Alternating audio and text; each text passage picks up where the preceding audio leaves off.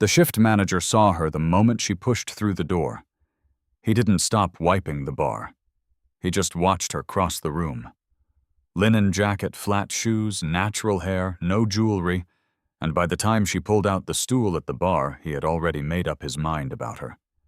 He leaned across the countercloth, still in his hand, and said it loud enough for the entire bar to hear. "Sweetheart, I don't know if somebody told you wrong, but we don't seat black walk-ins at the bar on weekday mornings.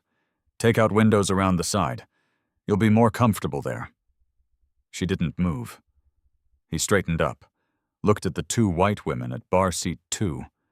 One of them smiled at him, small, conspiratorial, the smile of a person who agrees without saying so. He took the encouragement. "Hun, this isn't a place where you just sit yourself down wherever you feel like it. We have a certain kind of clientele in the morning. You understand what I'm saying?" She picked up the menu. He leaned in one more time, closer now, voice lower, the kind of low that's meant to humiliate without witnesses. "I'm going to say this once more, real slow, so there's no confusion. People like you don't belong at this bar. Now, are you going to move yourself, or do I need to help you along?" She set the menu down. She looked at him, not with anger, not with tears, with the steady, unhurried look of a woman who had been waiting her entire career for exactly this moment. She ordered the shrimp and grits, the dish her grandfather built this entire company on in 1971. One forkful, one chew. She set the fork down like she was setting down a verdict. She had owned this restaurant for 19 months. Every paycheck this man had ever received had her signature behind it. Every bonus, every holiday tip, every performance review. He just didn't know it yet. Don't go anywhere. What happens next in this dining room, I promise you, is the kind of thing people are still talking about 3 years later. Drop your city and local time in the comments right now. I want to know where in the world people are sitting with this story. And if you're not subscribed yet, this is the channel that finds the stories worth staying for. The button's right there. It costs you nothing. It means everything to the next story that needs to be heard. Tuesday morning, 7:44 a.m. King Street in Charleston moves slowly at that hour. The harbor light comes in low and pale off the water, hitting the storefronts at an angle that makes everything look older than it is, more permanent, more certain of itself. Tourists haven't arrived yet. The street belongs to the people who work it. Magnolia and Vine Cafe occupied the corner of King and Wentworth in a building that had been a cotton warehouse in another life. High ceilings exposed brick-wide windows that let in the harbor light. 96 locations across 11 states, and this one, the original, the flagship, still smelled the way Isaiah Cole's kitchen had smelled in 1971. Butter. Stone-ground grits. Something coastal. Something that felt like it had been earned. Vivian Cole parked her Honda Civic half a block down at 7:38. She sat in the car for 4 minutes. Not from hesitation, from habit. Her grandfather had always said you learn more about a place in the last 4 minutes before you walk in than in the first 4 hours after. Watch who comes out. Watch how they carry themselves. Watch whether they look fed or just full. 2 white businessmen came out at 7:41, laughing, not looking back. A young black server came out at 7:42 through the side door, on her break, standing with her arms crossed the way a person stands when the inside of a building is wearing them down. Vivian noted it. She got out of the car. She was 47 years old. She had run this company for 19 months, since the board voted to remove her predecessor, following an accounting scandal that Vivian had flagged 18 months before anyone else was willing to see it. She had a law degree she almost never mentioned, and an MBA she mentioned even less. What she led with always was her grandfather's recipe card laminated, soft at the edges, the ink gone over once with a fine pen in handwriting that wasn't hers. She wore a plain linen jacket over a white t-shirt, flat shoes, no jewelry, natural hair pinned back with a single clip. She had dressed this way deliberately. She needed to be unremarkable. She needed to be the kind of woman a shift manager decides not to see. She pushed through the door at 7:44. The smell hit her before her eyes adjusted. Rich butter stone-ground grits, a top note of fresh herbs, and beneath it, faint but unmistakable something metallic. Something that sat wrong under the warmth. The smell of protein that had been somewhere it shouldn't have been. She filed it. She didn't react. She took the last stool at the bar seat for the end-clear sight line to the open kitchen pass-through. She set her jacket on the stool and asked for water.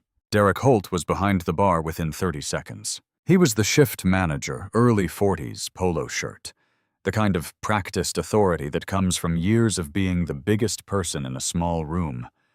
He had a smile he deployed in tears. The top tier was for the regulars he recognized. The middle tier was for new customers who looked like they'd spend money. What he gave Vivian was something below the bottom tier, a flat, supervisory glance. The look a person gives a situation they've already decided is beneath their attention. She watched him refill the coffee at bar seat 2, a white businessman in a fleece vest reading his phone without being asked.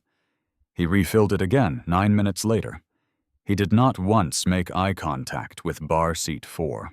Vivian opened the folded paper she'd brought in her jacket pocket. 4 deleted customer reviews printed from the company archive her IT director had pulled for her at her request 10 days ago. All 4 removed from the public portal in the past 8 weeks. All 4 written by Black women.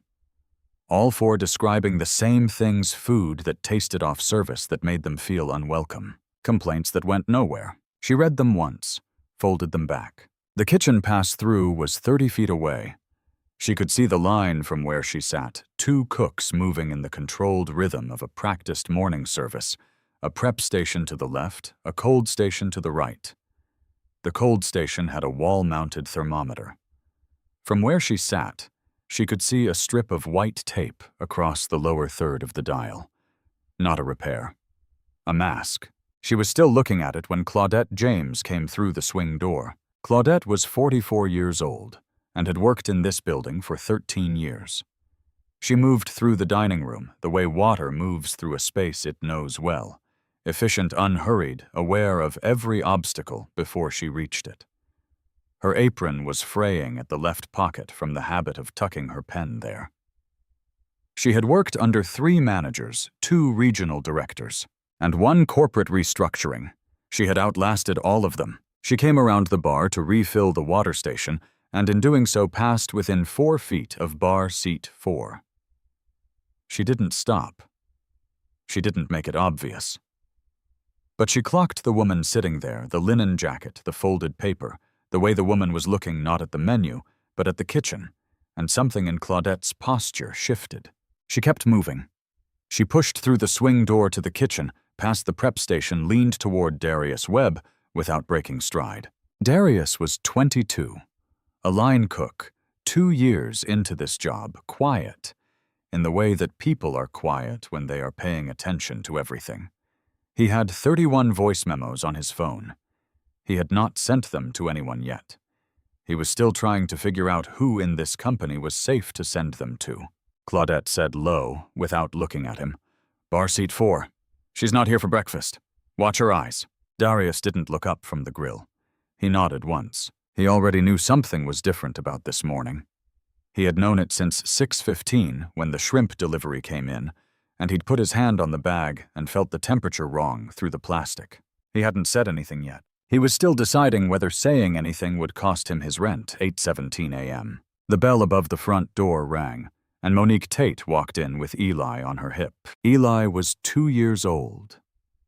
He had his mother's eyes wide set, serious, the eyes of a child who watches before he speaks. He was wearing yellow sneakers with Velcro straps and a striped shirt that was slightly too big for him, the kind of shirt a mother buys 1 size up because children grow before you can keep up with them. One hand was fisted in the collar of her jacket. His face was turned into her neck. Monique was 29. She had a printed receipt folded in her left hand and a photograph in her right. A photograph she had printed at the Walgreens on Meeting Street that morning at 7 a.m.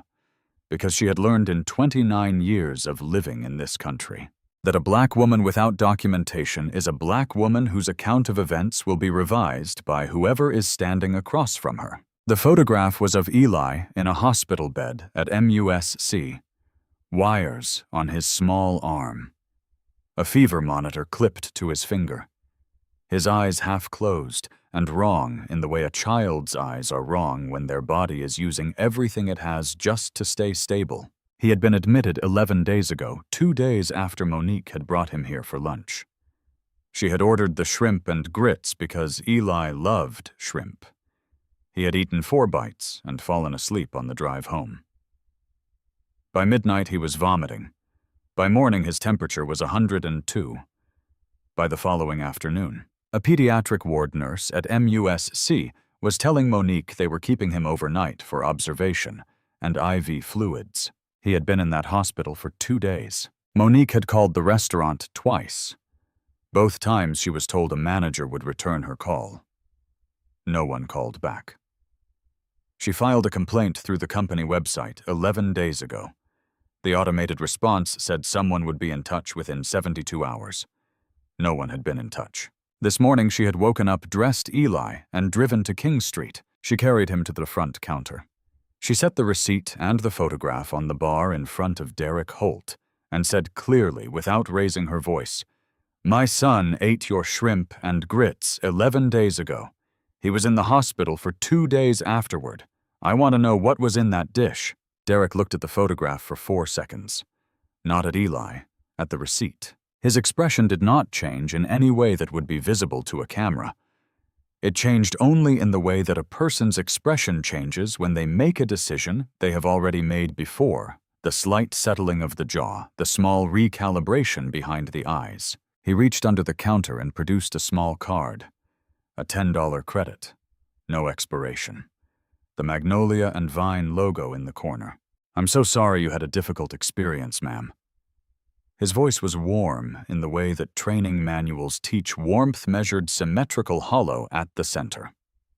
"I hope your little guy is feeling much better. We appreciate your patience, and we'd love to have you back." Monique looked at this card. She did not pick it up. "He was on an IV for 2 days. Ma'am, I completely understand your concern. Unfortunately, we can't attribute a child's illness to any single meal without a formal medical determination. I'd encourage you to follow up with your pediatrician if you have ongoing questions about." "I did." Monique's voice was still level, still precise. "My pediatrician told me to come here. She documented it. I have the notes in my bag." Derek's warmth did not break. It simply thinned the way a coat of paint thins when you keep applying it to a surface that won't hold it. "Ma'am, what I can do today is honor this credit and make a note of your visit for our regional team. I want to speak to someone at the corporate level. Our regional director handles all escalated.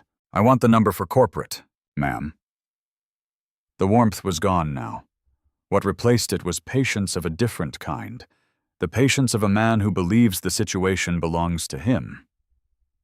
"I think we're getting a little turned around here. I've offered you a credit, I've logged your concern, and I've given you the appropriate next step. I'm not sure what else I can do for you today." From 3 stools down, Pearl Watkins set down her coffee carafe. Pearl was 58 years old and had been working in this building since the week it opened. She had poured coffee for mayors and tourists and dock workers and developers and every kind of person Charleston sent through a front door. She had seen every variety of dismissal this room was capable of producing. She leaned past the empty stool between them and said not quietly, "Baby, make him put something in writing. Date it. Make him sign his name to it." Derek turned. "Ma'am, this is a private conversation." "Then lower your voice and it'll stay that way." Derek looked at Pearl the way a man looks at a problem he hadn't anticipated. Then he looked back at Monique. "If you don't lower the temperature of this conversation, I'm going to have to ask you both to take this outside. We have other guests." "My son was 2 years old on an IV drip." Monique's voice did not rise. It did the opposite. It got quieter, more concentrated the way heat concentrates when you reduce it. He is 2 years old right now, and you are handing me a $10 card. The bar went quiet, the particular Southern quiet that has a long history underneath it. Eli, on his mother's hip, tightened his fist in her collar. Monique gathered the receipt and the photograph. Her hands were completely steady. She turned and walked back toward the door, passing bar seat 4 without looking at it. Vivian Cole watched her go. She didn't speak. She nodded once, not a greeting, not a performance, a recognition. The acknowledgement one person gives another when the room has just decided collectively and without discussion that neither of them matters. Monique caught it. She nodded back. The door closed. Vivian looked down at the untouched plate in front of her. She picked up her fork. Not to eat. To look closer. The shrimp were wrong before she touched them. Vivian had known it from the smell, that faint, metallic undertone beneath the butter and pepper. But knowing something by smell and knowing it by sight are different kinds of knowing. She needed the second kind. She tilted the plate slightly and looked at the shrimp under the morning light coming in off the harbor. The color was off. Properly handled. Gulf shrimp cooked at the right temperature have a clean, pink-white opacity. These had a grayish cast at the thicker part of the curl, the color of protein that has passed through the temperature danger zone and been brought back from it. Not rotten, not obviously spoiled, just wrong in a way that takes a trained eye to name. The grits were wrong, too. Stone-ground grits made correctly have an open, slightly granular texture. Her grandfather had written it in the margin of the recipe card, slow enough to hold, loose enough to breathe. These were dense, slightly gummy, the texture of a batch made with a thickening agent, or rushed through a process that required more time than the kitchen had given it. She set her fork down across the plate. She reached into her jacket pocket and took out the recipe card. She didn't open it to compare out loud. She opened it the way you open something that belongs to a person who is no longer living carefully with both hands, in acknowledgement of the weight of the thing. Isaiah Cole had written this card in 1971, in a kitchen 2 blocks from where Vivian was sitting. He had written it in the same year that the restaurant on the corner of King and Calhoun had told him politely, and without apology, that they didn't hire black cooks regardless of skill. He had opened his own place 14 months later with $400 a borrowed flat top and this recipe. The card was laminated now. The ink had faded once and been gone over carefully with a fine-tipped pen. The handwriting was his looped, deliberate, the handwriting of a man who had taught himself to write in a one-room schoolhouse and never lost the carefulness of that original effort. At the bottom below the ingredient column and the technique notes in smaller letters, the flavor tells the truth. Don't lie to the people you're feeding. Vivian read it. She folded the card. She slid it back into her pocket. Pearl Watkins came back down the bar with a fresh coffee pot and stopped 2 stools away. She refilled the cup at bar seat 3 without being asked. Then she stood still for a moment, not looking at Vivian, directly, looking at the space just past her, the way people look when they're deciding whether to say something. That card, Pearl said low. The handwriting on that card. You recognize it. Pearl was quiet for a beat. I worked for Isaiah Cole for 6 years. Before all this. She made a small gesture with the coffee pot, encompassing the 96 locations, the branding, the harbor light hitting the exposed brick. Before it was any of this. When it was just the original place on Wentworth, before he sold it and retired. She paused. He used to say the recipe was the only honest thing in the restaurant business. He still says it, Vivian said. In the past tense now, but he still says it. Pearl looked at her for a long moment, the look of a woman measuring something she can't yet name. Then she nodded once and moved down the bar. Vivian turned back to the kitchen. The details had been accumulating since she sat down. The way evidence accumulates, not in a rush, but in a steady, patient layering that eventually becomes undeniable. The thermometer on this cold station wall, a strip of white tape across the lower portion of the dial, forcing anyone who glanced at it to read a number higher than the actual reading high enough to look compliant, not so high as to alarm.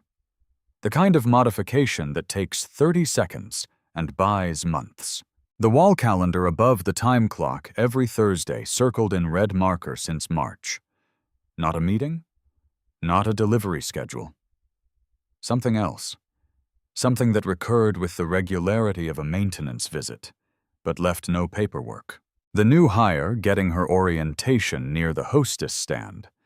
A young woman in her early 20s, notepad in hand, following a trainer through the room. Vivian caught a fragment as they passed. And that walk-in on the left side, just leave that alone. That's under Mr. Greer's protocol. You don't touch it, you don't ask about it, and if a customer mentions a smell coming from the back, you tell them it's cleaning product.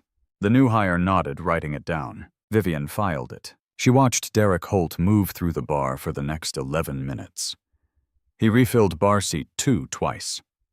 He checked in on a couple at bar seat 5, took their order, personally, made a small joke about the weather. He walked past bar seat 4 3 times without making eye contact. Then Claudette James came back through the swing door, carrying a bus tub, moving toward the far end of the bar. She passed Vivian without stopping. But as she drew level, she said it quietly, barely turning her head. White woman sent back the same dish last month. Said it tasted off. Derek comped her entire table, sent a gift card to her office the next morning, and called her personally to apologize. I watched him type the email. She kept walking. I watched him type it. 14 minutes after she complained, Vivian did not react. She picked up her water glass and held it with both hands, the way her grandfather held a cup when he was working through something he didn't want to say too fast. She set the glass down. She ordered the house cornbread, just to see. Rosa Medina plated it at the prep station. Her hands deliberate, careful, the hands of a woman who had been paying close attention to everything that passed through this kitchen for 11 months. Rosa was 43, had worked this prep station since the location opened, and had a burner phone she'd purchased at a gas station on Rivers Avenue, hidden in a Ziploc bag in her locker. The bag contained 43 photographs. She had taken the first one in April, the morning after the walk-in cooler alarm had been disabled, and no one from corporate had come. The cornbread arrived. Vivian broke a piece. Dense where it should have been open. Slightly sour where it should have been sweet. The taste of a batter made with ingredients that had been in the wrong place for too long. She set the piece down. She reached for her phone. She dialed. 2 rings. Then her assistant's voice. Vivian said 2 words, "It's time." She was still holding the phone when Derek Holt appeared at her elbow with his customer service smile and said almost gently, "Everything all right with your food today, ma'am?" Vivian looked at him. "Tell me about the shrimp," she said. "What's the source this week, and when did the delivery come in?" The smile held. But something behind it shifted the small, involuntary recalculation of a man who has just been asked a question he wasn't expecting from a direction he wasn't watching. Derek's smile didn't fall. It recalibrated. That was the tell. A man with nothing to hide hears a question about a shrimp delivery and either knows the answer or admits he doesn't. A man with something to hide smiles a half-second too long while his brain runs the calculation of how much the person asking already knows. Derek smiled for exactly that half-second too long. The shrimp. He picked up a rag from the bar and folded it, a stall dressed as tidiness. "Ma'am, is there something specific about your dish that concerned you? I'd be happy to replace it, no charge. I'd like to know the source and the delivery date." Vivian's voice was even, unhurried. Gulf or Carolina, and the temperature log from intake. Derek set the rag down. The smile was gone now, not replaced by anger, replaced by the particular blankness of a man deciding which version of authority to reach for. "Ma'am, I'm not sure that's information I'm able to share with..." from behind the pass-through without looking up from the flat-top Darius Webb. Delivery came in Thursday morning. His voice was steady, matter-of-fact, the voice of a man who had been waiting 6 weeks for a reason to say this out loud. Gulf shrimp. Rosa signed the receipt.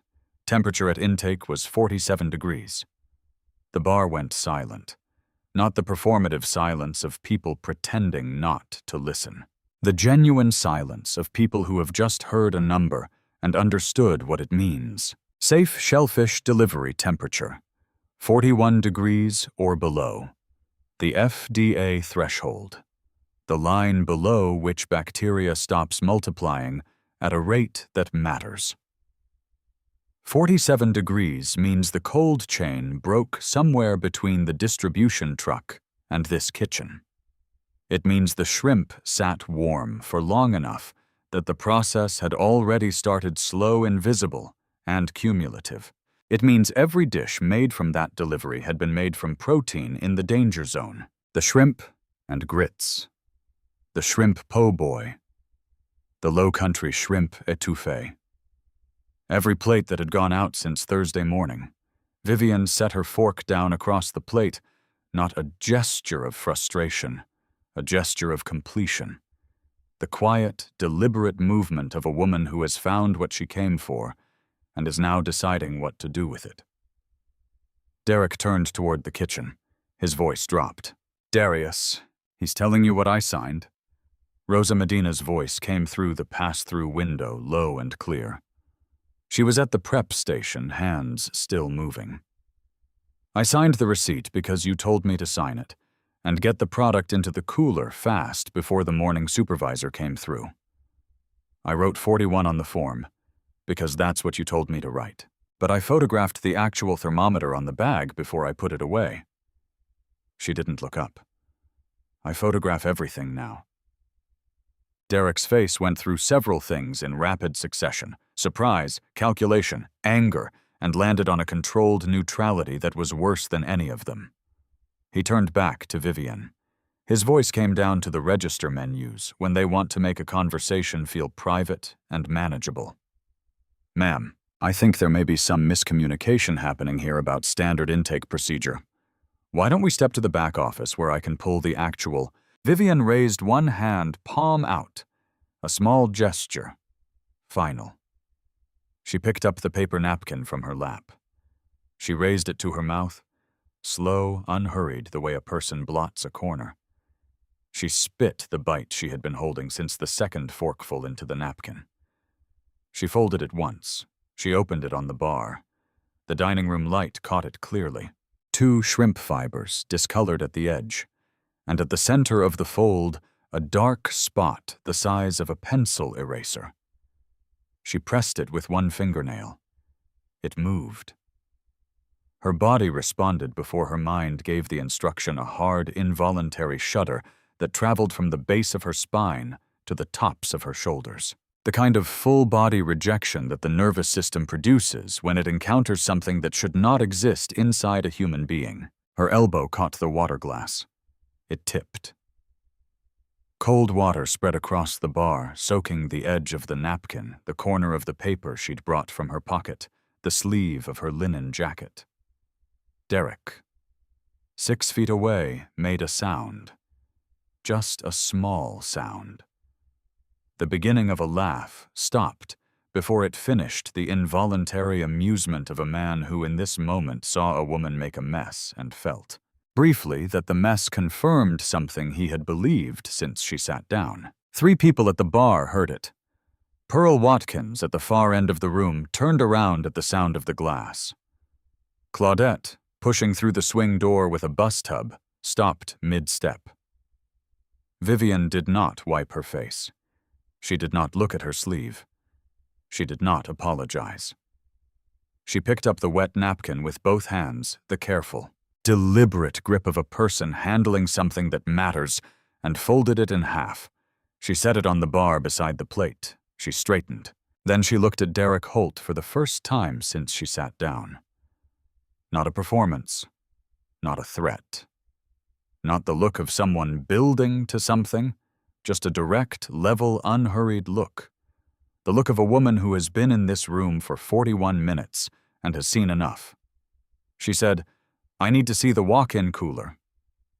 Derek, "Ma'am, that area is, I need to see it now."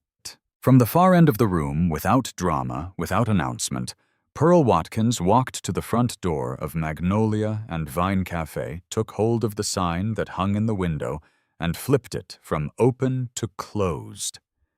She didn't ask anyone's permission. She didn't explain. She just did it. Derek moved fast. He came around the end of the bar with the practiced efficiency of a man who had removed difficult customers before. Not aggressive, never aggressive, just purposeful. The gentle momentum of someone who believes the situation still belongs to him. His hand went to Vivian's elbow. Soft, guiding.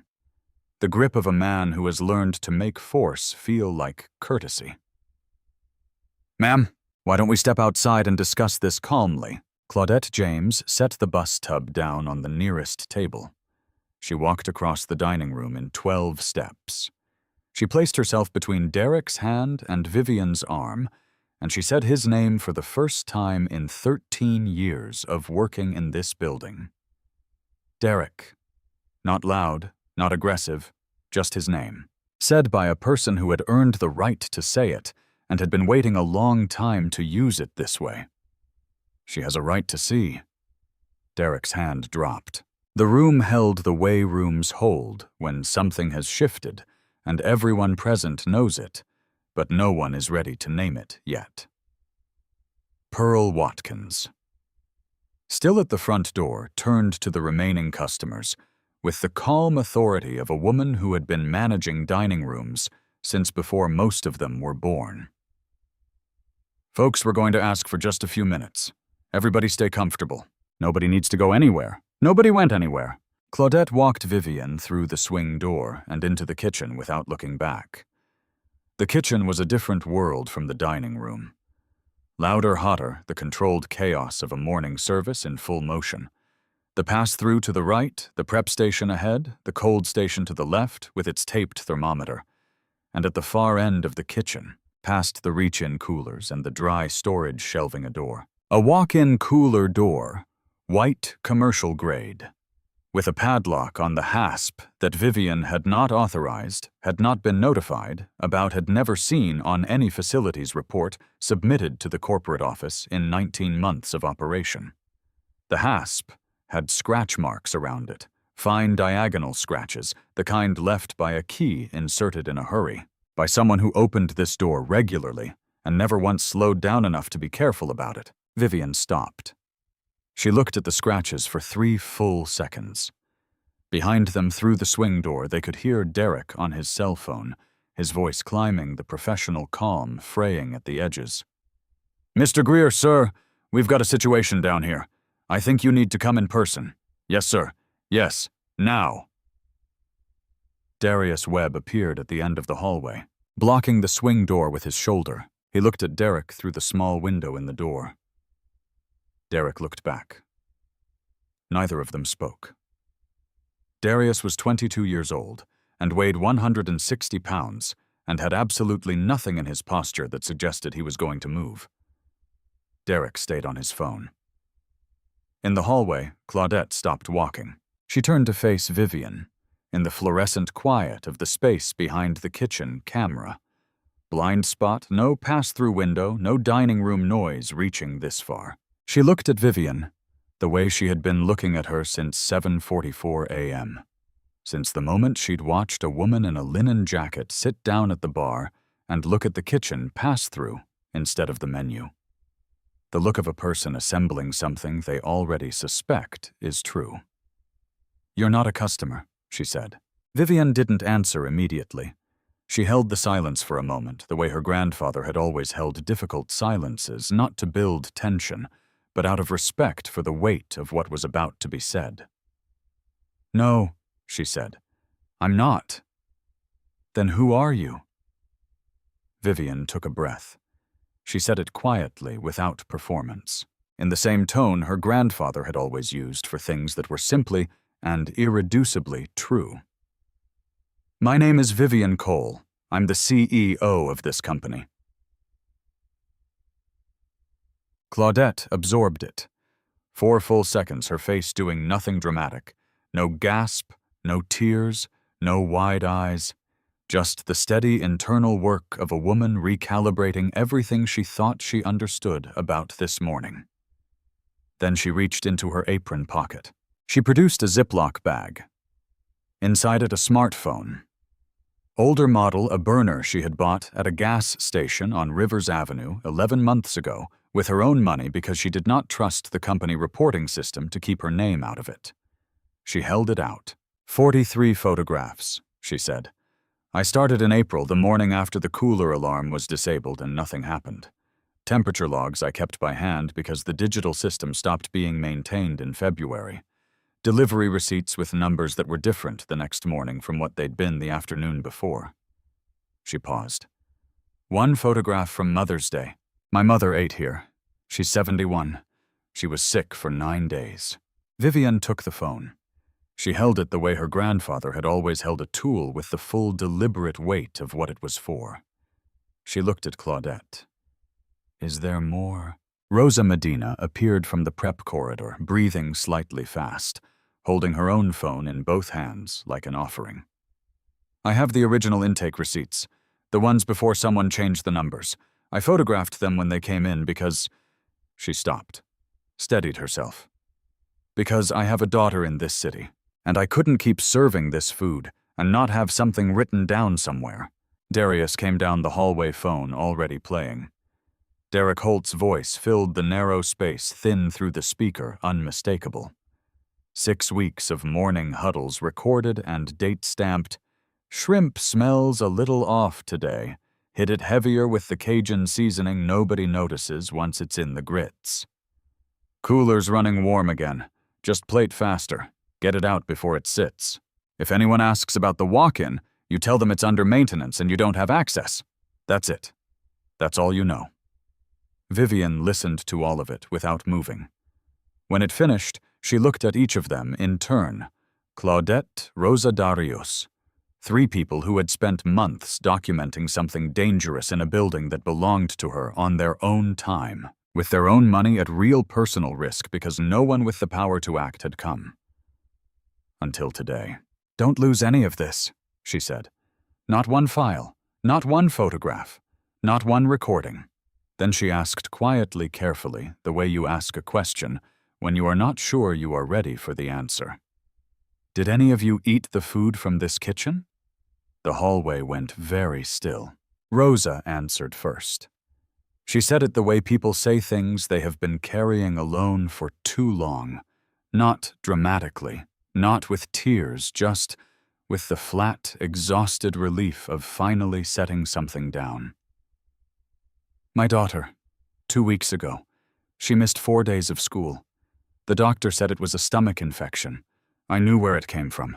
I didn't know who to tell." Darius went next. "My grandmother came in for her birthday in June. Ordered the shrimp and grits because that's what she always orders here. She was sick for a week. I didn't connect it until I started keeping the recordings and went back through the dates." He paused. "She's 83 years old." Claudette said nothing for a moment. She looked at the floor. Then she looked up. "My mother. Mother's Day. I brought her in myself. I seated her at table 4 because that's her favorite table and I wanted her to have a good day." Her voice didn't break. It just got very quiet and very precise. She spent 9 days sick. She lost 12 pounds. Her doctor said her immune system took a real hit. She stopped. "She's 71. The hallway held the weight of that in silence. Vivian stood still for 3 full seconds. She did not perform emotion. She did not offer comfort that would have felt like a transaction. She held what had just been said the way you hold something that cannot be taken back, with both hands, without looking away. Then her phone was in her hand. She moved to the far end of the hallway, turned her back to give the 3 of them a moment, and made 3 calls. She made them fast in sequence without preamble. 19 months of running this company had taught her the exact words that moved things. First call, head of operations. Suspend all shrimp and shellfish preparation across all 96 locations, effective immediately. I want a live temperature reading from every walk-in cooler in the system transmitted to my phone within the hour. The emergency deployment teams come off standby right now. There a go. Second call, Chief Legal Officer. I need subpoenas drawn for every delivery receipt, every temperature log, every inspection record, and every altered document going back 8 months. Start with the King Street location in Charleston. Have the health department referral ready to file in the next 30 minutes. Third call, her assistant. Find Monique Tate. She was in this building approximately 45 minutes ago. She has a 2-year-old son named Eli. Get her number from the complaint she filed 11 days ago and ask her to come back. Tell her someone is ready to listen. She ended the call. She turned back to the hallway.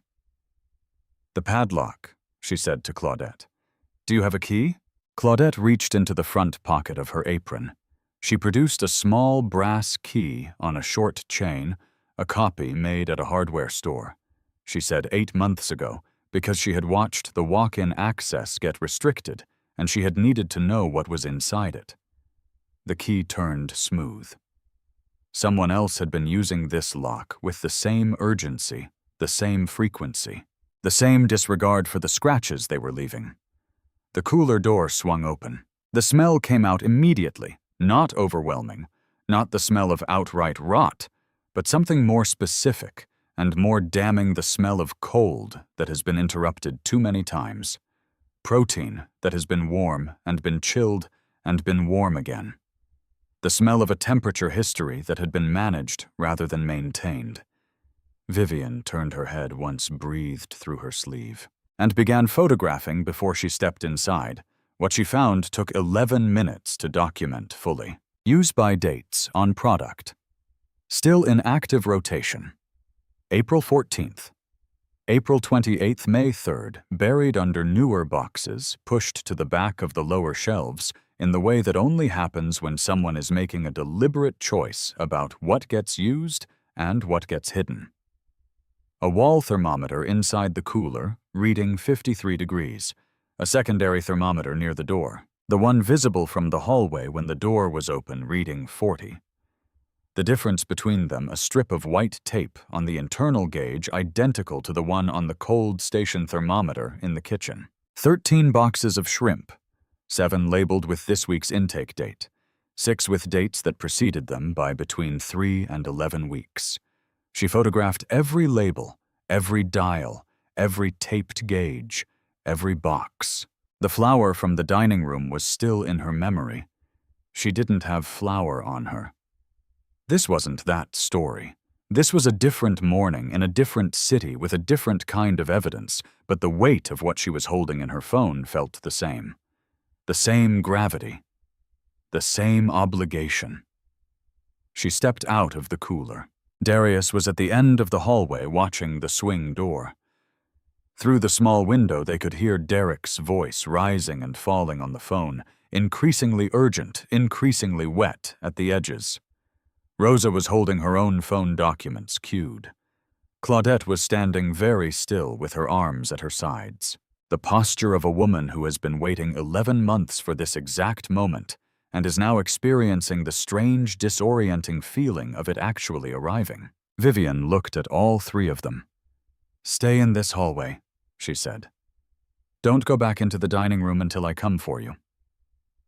She walked back through the kitchen, through the swing door, and into the dining room. The bell above the front door rang at exactly 9:02 a.m. Franklin Greer walked in. Double-breasted suit, gold cufflinks, the unhurried walk of a man who has never once arrived somewhere and found the room not ready for him. Regional VP 14, stores under his authority, a smile that entered rooms approximately 3 seconds before he did. He didn't see Vivian. She was standing at the kitchen swing door in an apron she had borrowed from the hook inside. He walked directly to Derek at the pass-through, clapped him on the shoulder, the way men clap each other when they share a private understanding, and said in the carrying, comfortable voice of a man who sees no reason to lower it. "What's the situation, partner? I heard we've got some black woman in here making a scene. 21 customers, 11 employees, 7 phones that had been sitting idle on tables and countertops came up simultaneously." Vivian walked out from the kitchen doorway, water still on her sleeve, recipe card in her jacket pocket, the folded napkin with the evidence of 1 forkful in her hand. She set 6 things on the bar in silence, one at a time, the way a person lays down a case they have spent 19 months building toward without knowing it. She took 1 step forward. "Mr. Greer," she said. Franklin Greer turned. His smile was already in place, the reflexive, tiered smile of a man greeting an unfamiliar customer he intended to redirect in under 30 seconds. He looked at the woman in the linen jacket with water on her sleeve and took her in the same way Derek had taken her in at 7:44 a.m. The same rapid, dismissive calculation, the same conclusion. "I'm sorry. Ma'am, can I help you with something?" "We've met 3 times, Vivian said. Her voice was level. Not cold, not theatrical, just precise. "You approved my travel budget in March. You sat directly across from me at the Southeast Regional Summit in April. You told the room I was a fresh perspective on an old brand." She paused. "You called me a black woman making a scene 40 seconds ago." Franklin Greer's smile did not fall quickly. It went slowly, the way paint goes on a surface that has been left in weather too long, cracking from the edges inward, the color leaving his face from the temples down, until what remained was something pale and very still. His mouth opened, closed. Pearl Watkins at the front door let out 1 long, slow exhale. Not laughter, not satisfaction. The breath of a woman who has been in this industry for 4 decades and has never once seen a room become this honest, this fast. 21 customers, 11 employees, 7 phones still raised. Nobody moved. Vivian turned to face the dining room. She didn't raise her voice. She didn't need to. The room was already perfectly, completely quiet. The quiet of people who understand they are present at something that will matter beyond this morning. "My name is Vivian Cole. I am the Chief Executive Officer of Magnolia and Vine. I have been sitting at this bar since 7:44 this morning. I came alone without announcement because 3 customer complaints filed through our company portal in the last 8 weeks were deleted before they received a response. All 3 were submitted by black women. I came because when a company stops being able to hear certain voices, someone with the authority to listen has an obligation to come and listen in person." She picked up the folded napkin from the bar. She opened it carefully, the way you open something that carries weight, and held it at counter level so the room could see. "I ordered the shrimp and grits this morning. This is what 1 forkful contained." The room made the sound rooms make when 21 people draw breath simultaneously. She set the napkin down. She picked up the second item from the bar, Rosa's photograph of the original intake receipt, the one before the numbers were changed, and held it up. "The shrimp in this kitchen was delivered Thursday morning at 47 degrees. The safe threshold is 41. Someone altered the intake receipt to read 41 after the product was already in the cooler. I have the original photograph taken at the moment of delivery." She set it down. She picked up Darius's phone audio, already cued, and pressed play. Derek Holt's voice filled the dining room, thin through the small speaker, but unmistakable. 6 weeks of morning briefings. "Shrimp smells a little off. Hit it heavier with the seasoning. Cooler's running warm. Just plate faster. If anyone asks about the walk-in, you don't have access. That's all you know." She stopped the recording. She set the phone down. Franklin Greer approved the deferral of refrigeration maintenance at 14 stores in his region over the past 6 months. He renewed the service contract with a vendor that had failed 3 consecutive inspections. He directed store managers to manage the smell rather than address the source. He personally archived 4 customer illness complaints, including one filed 11 days ago by a mother whose 2-year-old son was hospitalized for 48 hours after eating in this dining room. She picked up Monique's $10 credit card and held it up. She was given this. The room was absolutely still. Mr. Greer also received a 6% commission on each service contract renewal routed through a consulting LLC registered in his wife's name. I have the bank records on a laptop in my car. I have the wire transfer documentation. I have the contract renewal approvals with his digital signature on each one. Franklin Greer said, "That is a fabrication, Franklin Greer." Vivian did not look at him. She kept looking at the room. "I am asking every person who has eaten in this location in the last 14 days to please remain seated. There is a medical team in the parking lot. They have been there since 8:55. The South Carolina Department of Health and Environmental Control was notified 28 minutes ago, and their team is 4 minutes from this address. Compliance teams have already been deployed to all 96 Magnolia and Vine locations as of 8:47 this morning." She set the last item on the bar. "I am not asking for permission. I am asking for your forgiveness. This kitchen served you food that should not have been served. That happened because people who knew it was wrong were not given a safe way to say so, and because the man responsible for ensuring their safety was instead profiting from their silence." She turned to Derek Holt. "You are suspended. Effective this moment. Walk to the prep counter and wait there." Derek's face had gone the color of uncooked dough. He walked to the prep counter without speaking. She picked up her phone. Her assistant had done exactly what she'd asked. 11 minutes after the call, the bell above the front door rang, and Monique Tate walked back in. Eli was on her hip. He had a piece of cracker in one fist. He was looking around the room with the wide, serious eyes of a child absorbing a space that feels different from the last time he was in it. Monique looked at Vivian across the dining room with the careful, guarded expression of a woman who has been disappointed by this building before and is not yet ready to believe it will be different. Vivian walked to her. She held out an envelope. Inside a handwritten note on plain paper, a formal letter on company letterhead, and a check. The check covered Eli's full hospital bill, his follow-up pediatric visits for the next 3 years, and a separate amount for the 2 days Monique had taken unpaid leave from her job to sit beside his hospital bed. Monique read the note standing at the bar. She read it twice. She pressed her lips together and was quiet for a moment. Eli reached across his mother's arm and patted the bar counter twice with his open palm, the instinctive, proprietary gesture of a toddler, confirming that a surface is real. Monique looked up at Vivian. Then she looked out at the room at the 21 customers, the 11 employees, the 7 phones, the morning light still coming in off the harbor. She said quietly and clearly, "Thank you for not looking away this time." Vivian's phone rang before Monique reached her seat. 2 board members. She looked at the screen. She looked at the dining room.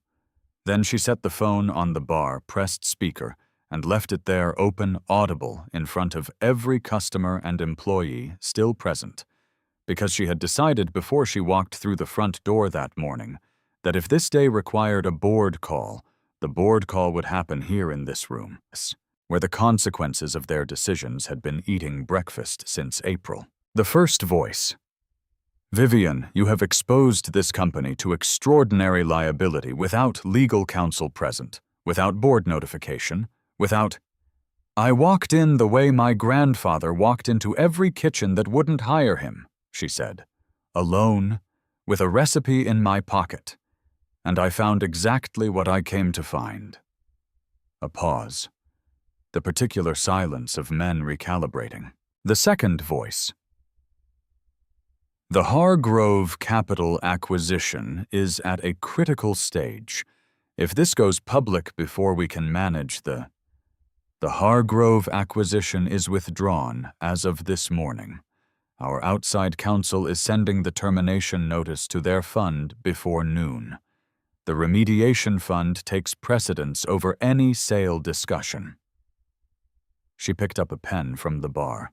Call your confidence vote if you need to. Every employee in this company will read my full response before your meeting ends, and so. She ended the call. The dining room sat in the particular quiet of people who have just heard something they will repeat for years.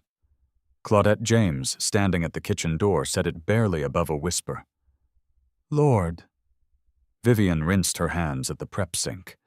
Pearl handed her a clean towel, without a word, the simple, unannounced gesture of a woman who has been reading rooms for 4 decades and knew exactly what was needed. Vivian dried her hands. She took her grandfather's recipe card from her jacket pocket and held it in her right hand. She picked up Monique's $10 credit slip from the bar with her left. She held both for a moment. 2 pieces of paper. 2 definitions of what this company was supposed to be and what it had become. Then she looked up at the room. 21 customers, 11 employees, morning light falling across the bar, the smell of the kitchen slowly becoming what it was supposed to smell like, now that the swing door had been propped open and the walk-in cooler was being cleared under health department supervision. She read 6 new standards aloud, not from a document, not from a screen, from the legal pad she had pulled from behind the bar, writing each one as she spoke it, in her own handwriting in the same deliberate pen her grandfather had used to go over the faded ink on the recipe card. She read them here, not in a boardroom, not in a press release, not in a corporate memo routed through regional management because she wanted the record of when they became real to be this room, this bar, this morning, this number 1, Cold Chain Sentinel Program. Every refrigeration unit across all 96 locations will transmit live temperature data to a centralized monitoring system within 30 days. Any reading above 41 degrees triggers a corporate alert within 2 hours, not 2 quarters, 2 hours. She wrote it. She set the pen down and looked up. Number 2, direct line. Every employee, day 1, no minimum tenure, receives a confidential reporting channel that routes directly to a 3-person ethics panel. The panel bypasses regional management entirely. Every report is acknowledged within 48 hours. Every reporter's identity is protected. She wrote it. Number 3, receipt lock. All delivery receipts are photographed at intake and stored in a read-only system that cannot be altered after the fact. Any discrepancy between the intake record and the stored photograph triggers an automatic referral to the state health department. She wrote it. Number 4, hour protection. Any employee whose hours are reduced more than 15% within 60 days of filing a report triggers an automatic executive-level audit retroactive to January of this year. She wrote it. Number 5, complaint permanence. Customer complaints cannot be archived, deleted, or rerouted at the regional level under any circumstances. Every complaint receives a documented response within 72 hours. Resolution records are published publicly each quarter. She wrote it. Then she looked at Claudette James. Number 6, the James Protocol. She said it without preamble, without ceremony, because Claudette was not a woman who would have wanted ceremony. Any employee with 5 or more years of service who has filed a written safety concern gains the right to escalate directly to the office of the CEO. No manager can block it. No regional director can reroute it. It goes directly to my desk. She paused. It's named for the woman who spent 11 months photographing a broken cooler on a burner phone she bought with her own money because she didn't trust the system this company was supposed to have. I'm making the system worthy of what she already did. Claudette stood very still. She nodded once, the slow, private nod of a person receiving something they had stopped expecting. She didn't cry. She didn't speak. She just nodded, and it was enough. Rosa Medina received full back pay for 11 months of documentation done on personal time on a personal device at personal risk. Darius Webb was offered the role of Regional Kitchen Safety Liaison, a position that had not existed before, this morning reporting directly to Vivian's office. Then Vivian turned the laptop screen toward Franklin Greer. 14 contract renewals, 14 wire transfers, a consulting LLC in his wife's name, commission routing through a Cayman account, his digital signature on every deferral approval, the complete picture assembled from bank records, contract documents, and email archives her legal team had been quietly pulling for 6 weeks. She let it sit between them on the bar for 10 full seconds. "The federal referral goes in this afternoon," she said. "Your system access ends at 9:47 this morning. Your last 6 quarterly bonuses are clawed back in full and deposited into the remediation fund. The fund distributes first to families of customers who were sickened by food from your region. Monique Tate's son is the first name on the list. Claudette's mother is 14th. Greer said nothing. 2 off-duty Charleston PD detectives who had been finishing their coffee in the corner booth since 8:30 stood up. Badge cases open. They had been there since before the sign flipped to closed. They had heard everything. They walked Franklin Greer to the door. He did not look back. Eli, from his mother's lap near the window, raised his small hand and waved at the back of the double-breasted suit. Nobody told him to stop. Pearl Watkins walked to the front door. She took hold of the sign in the window. She flipped it open. The morning light came through the door like it had been waiting outside the whole time. 3 weeks later, 5:50 a.m. The kitchen at Magnolia and Vine on King Street was already warm. The flat top heating the grits on low, the butter just beginning to move in the pan. The harbor light hadn't fully arrived yet. The dining room was dark except for the kitchen glow coming through the pass-through, and in that glow, in a gray apron with her hair wrapped in a clean cloth, Vivian Cole was breaking down a case of Carolina shrimp. She had not announced she was coming. She had parked on Wentworth, let herself in through the side door at 5:40, and asked Pearl if she needed an extra set of hands on the prep line. Pearl had handed her an apron without a word. 2 new line cooks hired in the past 2 weeks were working the far end of the prep station. They thought she was from corporate training. One of them asked if she wanted coffee. She said yes, please, and thank you. They did not know who she was. She did not tell them. She liked it that way.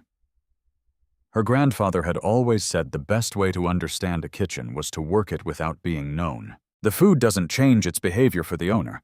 Only the people do. At 10:30, the bell above the front door rang. Monique Tate walked in with Eli beside her, not on her hip, not carried, not tucked against her collar, with his face hidden. Walking. Both feet on the floor, both hands swinging free, his yellow sneakers hitting the tile with the particular confidence of a child whose body has remembered what it feels like to be well. He stopped inside the door and looked around the dining room with his wide, serious eyes. Then he spotted the woman in the gray apron behind the pass-through window and pointed. Vivian came out from the kitchen. She crouched to his level on the dining room floor, not pulling him toward her, not performing warmth, just getting down to where he was so they could see each other straight. "Your mama tells me you were pretty sick for a while," she said. Eli considered this with the gravity that 2-year-olds apply to recent history. "I had tubes," he said. "You did. You were very brave." Mama cried. "I know. She was scared because she loves you." Eli reached out and touched the pocket of her apron with 2 fingers, the exploratory, confirming touch of a child making sure something is real. Then he looked up at her with his mother's eyes. "Is the food better now?" he asked. Vivienne looked at him for a moment. Then she said, "Yes. Your mama helped make it better. I just opened a door she'd been standing at for a long time. Monique, standing above them, pressed her lips together and said nothing. She put her hand briefly on Vivian's shoulder, not a thank you, something quieter and more permanent than that, and then guided Eli to a table by the window. In the back hallway, Claudette's burner phone sat in a small wooden box mounted to the wall, deactivated screen, dark, the Ziploc bag still around it. A handwritten card beneath it in Claudette's own careful print, 11 months, 43 photographs, 1 key. Below that, in smaller letters, it was always worth it. Darius was in Atlanta. The Direct Line rollout had started with 6 locations the week before and was expanding west. 34 reports had come in through the new channel in its first 3 weeks of operation. 31 had been resolved without a single employee facing any form of retaliation. The other 3 were under active investigation at the executive level. Rosa Medina's daughter had submitted her college application the same week the story broke. First in the family. She had written her personal essay about a Ziploc bag of receipts and a mother who kept them for 11 months because she believed that documentation was a form of hope. Pearl Watkins was running the King Street location as permanent store lead. On her first official day, she had rehired 3 servers Derek Holt had dismissed over the previous 2 years, for reasons that, reviewed now, amounted to the fact that they had noticed things he didn't want noticed. She had put a new sign above the time clock, handwritten, laminated. The same way Vivian's grandfather had laminated his recipe card. This is not a job. This is a kitchen. We feed people. Do it right. Isaiah Cole's 1971 recipe card, the original, not a photocopy, not a reproduction, was now framed and mounted in every Magnolia and Vine kitchen across all 96 locations. Full text, every word, including the line at the bottom that no one in the corporate office had ever read aloud in 19 months of meetings and summits and quarterly reviews. The flavor tells the truth. Don't lie to the people you're feeding. 6 weeks after the King Street morning, the South Carolina Department of Health released its regional audit. 11 of the 14 stores in Franklin Greer's territory had documented cold chain violations. Combined, they had served an estimated 4,200 guests over 6 months. The remediation fund made distributions to 63 families. Monique's name was first. Claudette's mother was 14th. Darius's grandmother was 22nd. A reporter called Claudette 3 months later, working on the national piece about the James Protocol being adopted as a model standard by 2 other restaurant chains. She asked how it felt to have a food safety protocol named after her. Claudette said, "It feels like 11 months of paying for my own phone." She hung up. She went back to the line. 1 year to the day after the King Street morning, Vivian Cole sat at bar seat 4. Not in an apron this time. Not incognito. Just herself, linen jacket, flat shoes, natural hair, a cup of coffee, and her grandfather's recipe card on the bar in front of her. Claudette brought out a plate of shrimp and grits without being asked. Set it down. Said nothing. They had an understanding by now that did not require words. Vivian picked up her fork. She took 1 bite. The grits were warm stone ground, exactly the texture her grandfather had described in the margin note, slow enough to hold. The shrimp were clean and properly cooked, seasoned with the honesty of food that has nothing to hide. She set the fork down. She looked out the window at King Street, at the harbor light coming in low and certain the way it always did at this hour. She thought about her grandfather in a kitchen 2 blocks away in 1971, writing a recipe card no one in a corporate office would read for 50 years. She picked up her coffee. The bell above the door rang. Monique and Eli came in. Eli saw Vivian across the room and waved with his whole arm, the full-body, unconditional wave of a child who has decided someone is worth waving at. She waved back. Near the entrance at eye level, easy to miss if you weren't looking, a small painted sign, the kind you read while waiting for a table. If you see something wrong in this kitchen, you are allowed to say so. We will listen. We will act. We will tell you what we did. VC. The kitchen smelled the way it was supposed to smell. Butter. Pepper. Something coastal. Something honest. The $10 credit was never just an insult. It was an assumption that a black mother's grief had a dollar amount, and it was small. Claudette didn't need a hero. She needed one person with the power to walk through the front door, sit down, and actually eat the food. Eat. Most institutions already have a Claudette. They just haven't built a door she's allowed to open. If you've ever documented something and watched it disappear, leave one word in the comments. Just one. We read every single one. And if this story found you at the right moment, you know where the subscribe button is. The next story that deserves to be heard is already waiting.